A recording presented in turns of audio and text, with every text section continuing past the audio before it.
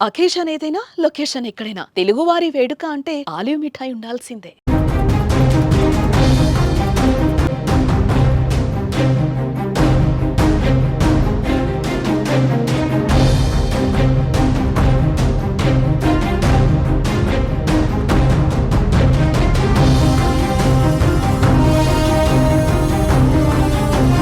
Operation Sindoor ఈ పేరు వింటేనే పాక్ గుండెల్లో గుబులు రేగుతోంది.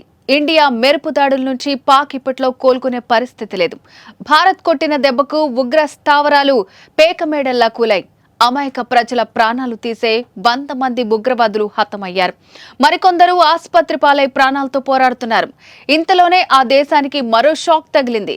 14 మంది పాక్ సైనికులను బలూచిస్తాన్ లిబరేషన్ ఆర్మీ లేపేసింది.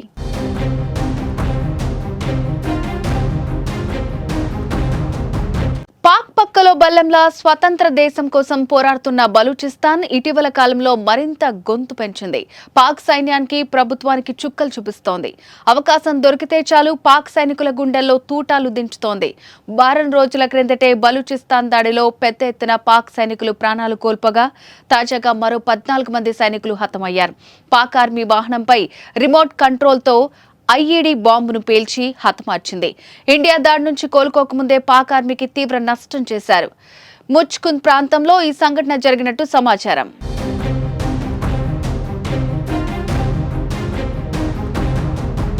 పాక్ దళాలపై రోజురోజుకు పట్టు బిగిస్తోంది బలూచిస్తాన్ లిబరేషన్ ఆర్మీ. క్వెట్టా నగరాన్ని స్వాధీనం చేసుకునే దిశగా అడుగులు వేస్తోంది. ఇప్పటికే పాకిస్తాన్లోని మంగ్చోర్ ప్రాంతాన్ని స్వాధీనం కూడా చేసుకుంది. బలూచిస్తాన్ లిబరేషన్ ఆర్మీ దాడులను ఎదుర్కోలేక పాకిస్తాన్ కొట్టుమిట్టాడుతోంది.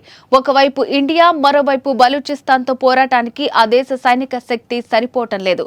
పాకిస్తాన్కు ఈ పరిస్థితి రావడానికి కారణం ఆ దేశ నాయకుల అనాలోచిత నిర్ణయాలే.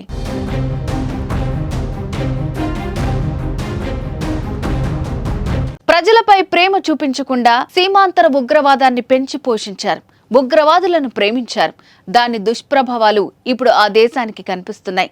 పెహల్గాం దాడితో మరోసారి భారత్ను రెచ్చగొట్టి తన పతనాన్ని తానే కోరుకుంది. పెహల్గాం తర్వాత ఆ దేశ పరిస్థితి దయనీయంగా మారింది. సింధు జలాలు భారత్ నిలిపివేయడంతో అంతర్యుద్ధం మరింత ముదిరింది. బలూచిస్తాన్ ఆర్మీకి తోడు సింధు రాష్ట్ర రైతులు కూడా పాక్ ప్రభుత్వంపై యుద్ధం చేస్తున్నారు. ఇలా అన్ని వైపుల శత్రువులను పెంచుకుని రోజురోజుకి దిగజారుతోంది పాకిస్తాన్.